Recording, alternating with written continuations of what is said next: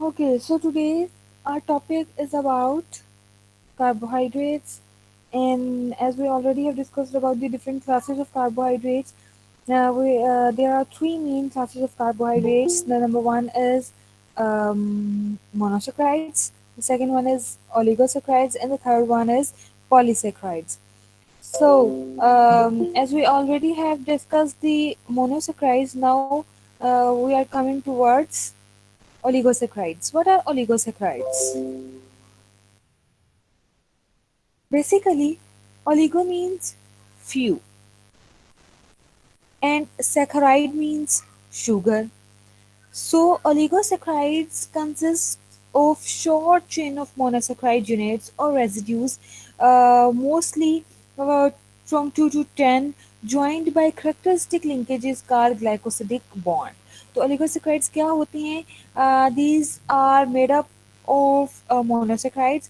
Few monosaccharides, almost 2 to 10 monosaccharides जो हैं, when they join together by glycosidic linkage, they convert into oligosaccharides. तो हमारे पास क्या बन जाते हैं? लार्ज बल्कि यूनिट्स बन जाते हैं, जिनको हम क्या कहते हैं? ओलिगोसैकेराइड्स कहते हैं। एग्जांपल्स में आ जाते हैं इनके रफिनोज है, स्टेकोज है और वर्बस्कोज है। So, properties क्या है oligosaccharides की? They are less sweet in taste, they are less soluble in water, and they act as transport molecules. तो ये ट्रांसपोर्टर के तौर पर एक्ट करते हैं। ये इतने ज़्यादा मीठे नहीं होते, not very much sweet in taste and not very much soluble in water, और ये बहुत ज़्यादा वाटर में solubilize भी नहीं होते। जैसे कि यहाँ पर स्ट्रक्चर गिवन है रफिनोज और स्टेकोज का। The upper one is the above one is raffinose, and the second one or the below one is of stechose. अब यहाँ पर हम राइट साइड पे, राइट हैंड साइड पे देख सकते हैं डायग्राम में कि सबसे नीचे वाला जो स्ट्रक्चर है, this is of sucrose. Sucrose के ऊपर एक और अगर मोनोसेक्राइड यूनिट लग जाए तो दैट बिकम्स द रफिनोज। रफिनोज के ऊपर अगर एक और मोनोसेक्राइड यूनिट लग जाए तो दैट बिकम्स स्टेकोज। एंड इफ स्टेकोज के ऊपर एक और हमारे पास मोनोसेक्राइड यूनिट लग जाए तो वो क्या बन जाता है? वर्बिस्कोज बन जाता है। ओलिगोसैकेराइड्स में हमारे पास on the number of monosaccharides we divide the oligosaccharides into many different classes, for example, or the many different subgroups या subclasses। नंबर उसमें नंबर वन क्या आ जाते हैं? Disaccharides. The disaccharides are composed of two monosaccharides। फिर आ जाते हैं trisaccharides, they are composed of three monosaccharides।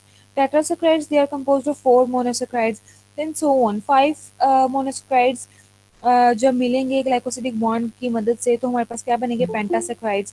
पेंटासेक्राइड्स के बाद हेक्सासेक्राइड्स, हेक्सासेक्राइड्स के बाद hepta and so on. So these are basically disaccharides which have two monosaccharide units. A disaccharide also called a double sugar or biose, क्योंकि इसके अंदर दो monosaccharide units present होते हैं। A disaccharide is the sugar formed when two monosaccharide units are joined by glycosidic linkage। तो disaccharide कब बनता है? जब दो monosaccharide के units जो हैं वो glycosidic bond की मदद से आपस में जुड़ जाते हैं।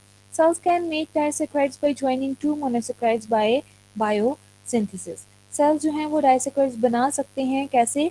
मोनोसैकराइड्स की मदद से बाय बायोसिंथेसिस। जो बायोसिंथेसिस होती है हमारे अंदर भी और प्लांट्स में भी, तो इस तरह जो है वो डाइसैकराइड्स बन जाते हैं। They are white crystalline and sweet solids, not very much sweet but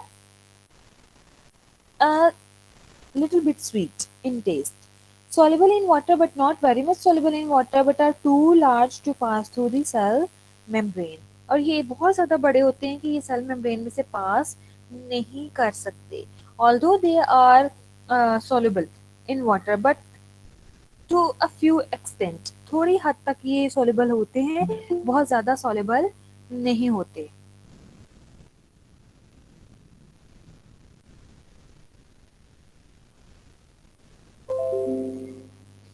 Glycosidic bond या glycosidic linkage. The covalent bond between two monosaccharides is called glycosidic bond या glycosidic linkage। glycosidic linkage होता कैसे है कि जब एक मोनोसेक्राइड का hydroxylic group दूसरे मोनोसेक्राइड के हाइड्रोक्सिलिक ग्रुप के साथ रिएक्ट करता है, तो दोनों हाइड्रोक्सिलिक ग्रुप मिलने पर क्या होता है, एक वाटर को मॉलिक्यूल रिलीज हो जाता है, पीछे जो है वो बीच में COC बॉन्ड बन जाता है। इसलिए इसको क्या कहते हैं, ग्लाइकोसिडिक लिंकेज भी कहते हैं, और COC होने की वजह से इसको ईथर लिंकेज भी कहते हैं। Disaccharides such as maltose, lactose, sucrose consist of two monosaccharides joined covalently by an O-glycosidic bond। चूंकि COC में बीच में O ब्रिजिंग एलिमेंट है दोनों मोनोसेक्राइड्स के दरमियान, इसलिए इसको O ग्लाइकोसिडिक लिंकेज भी कहते हैं। क्यों? Because the oxygen element is the bridging element of the two monosaccharides. दोनों मोनोसेक्राइड्स के दरमियान में जो ब्रिजिंग एलिमेंट है, जो दोनों को जोड़ रहा है एलिमेंट, वो ऑक्सीजन होता है, इसलिए हम इसको ओ ग्लाइकोसिडिक बॉन्ड यानी कि ऑक्सीजन ग्लाइकोसिडिक बॉन्ड भी कहते हैं। दूसरी तरफ हमारे पास एन ग्लाइकोसिडिक बॉन्ड्स भी होते हैं, जो कि अमाइनो एसिड्स के आपस में ज्वाइन होने पे पेप्टाइड बॉन्ड के अंदर बन रहे होते हैं। पेप्टाइड बॉन्ड के साथ जब हमारे पास या तो ग्लाइकोप्रोटीन्स बनते हैं, तब भी हमारे पास एन ग्लाइकोसिडिक बॉन्ड होते हैं। बट यहाँ पर हमारे पास कौन से बॉन्ड्स बनते हैं, ओ ग्लाइकोसिडिक बॉन्ड बनते हैं।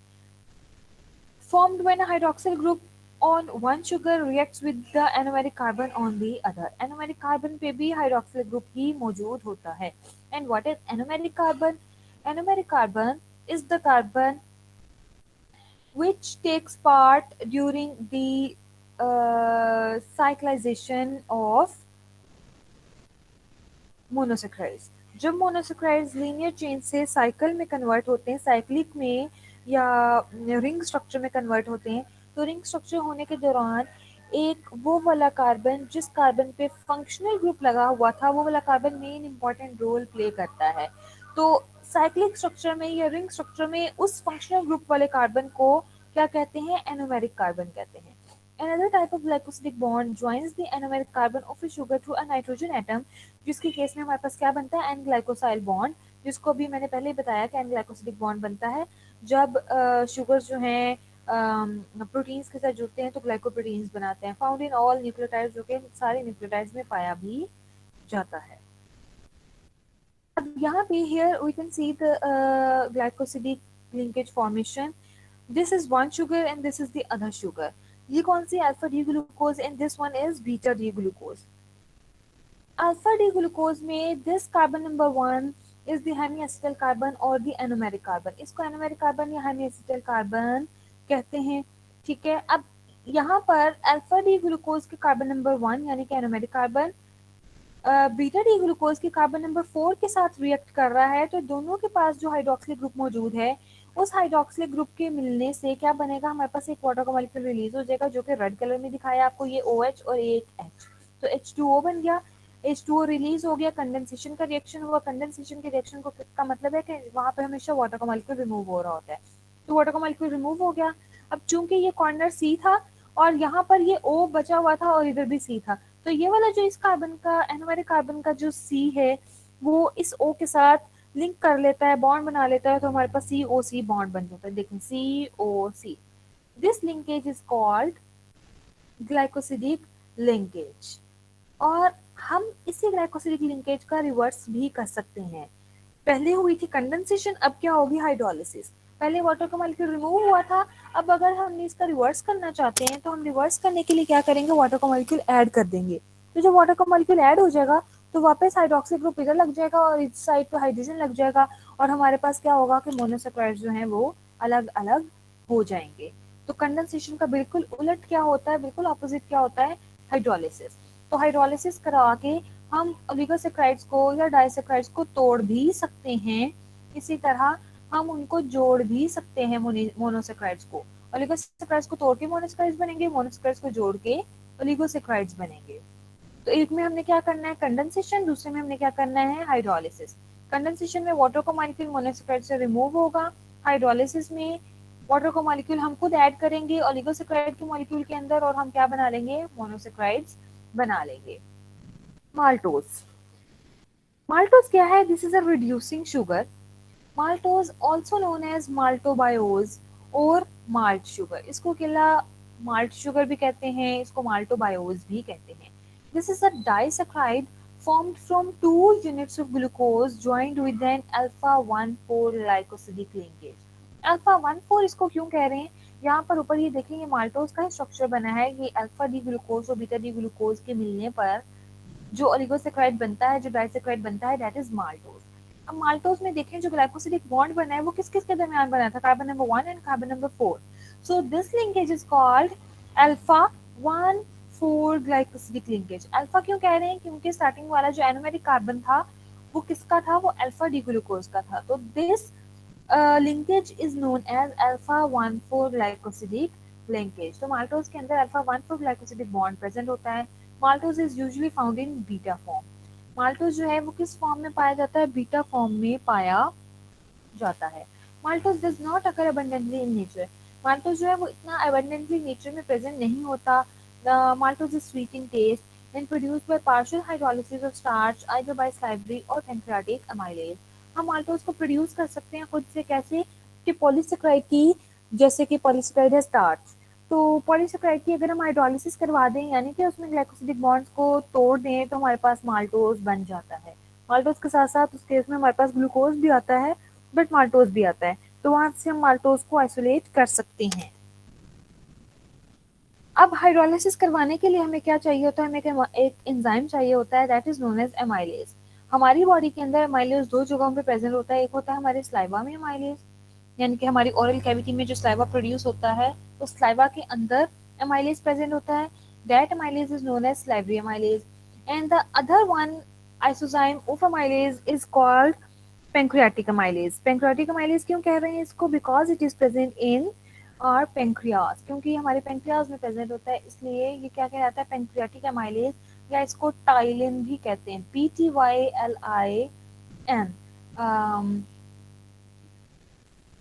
Here I write this is called ptyalin, PTYLIN, ptyalin भी इसको कहते हैं, पेंक्रियाटिक एमाइलेज को। This is the structure of maltose. क्योंकि अभी हमने पढ़ा कि ये बीटा फॉर्म में प्रेजेंट होता है, तो बीटा फॉर्म में क्या होता है? इसका स्ट्रक्चर इनवर्स हो जाता है, रोटेट हो जाता है, ठीक है, मुड़ जाता है। तो इसमें देखें अब सारा कुछ इनवर्स हो गया। ये carbon number 1, carbon number 2, carbon number 3, carbon number 4, carbon number 5 and carbon number 6। अब यहाँ पर क्या है हमारे पास? ये कार्बन नंबर 1 है, कार्बन नंबर 1 पे हमारे पास अल्फा 1,4 ग्लाइकोसिडिक बॉन्ड बन रहा है, वन कार्बन नंबर 1, और दूसरे मोनोसैकेराइड के कार्बन नंबर 4 पे तो हमारे पास क्या बन गया? अल्फा 1,4 ग्लाइकोसिडिक बॉन्ड बन गया, ठीक है। और ये किस में पाया जाता है? बीटा फॉर्म में पाया जाता है। Here are a few more examples of disaccharides. The number one is lactose, second one is sucrose and the third one is trehalose।